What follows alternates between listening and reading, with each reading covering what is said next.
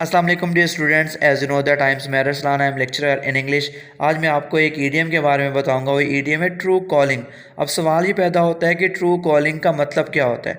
True calling एक idiom है। इसका मतलब होता है कोई भी ऐसा काम जिसमें आप दिलचस्पी लेते हो। वो काम कोई भी हो सकता है।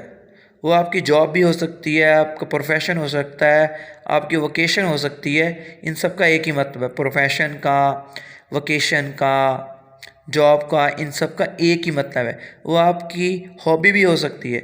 ऐसा काम जिसमें आप बहुत ज़्यादा दिलचस्पी लेते हो, वो काम, वो जॉब आपकी ट्रू कॉलिंग है।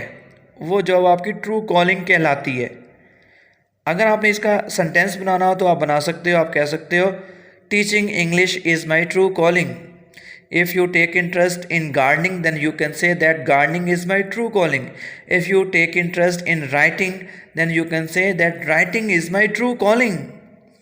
ये एक ऐसा idiom है जिसको आप रोज़ यूज़ कर सकते हो और हम रोज़ इसे यूज़ करते हैं। इस तरह के idioms रोज़ यूज़ कर सकते हो आप। आई थिंक कि आपको मेरे लेक्चर की समझ आ गई होगी। Wish you best of luck. God bless you.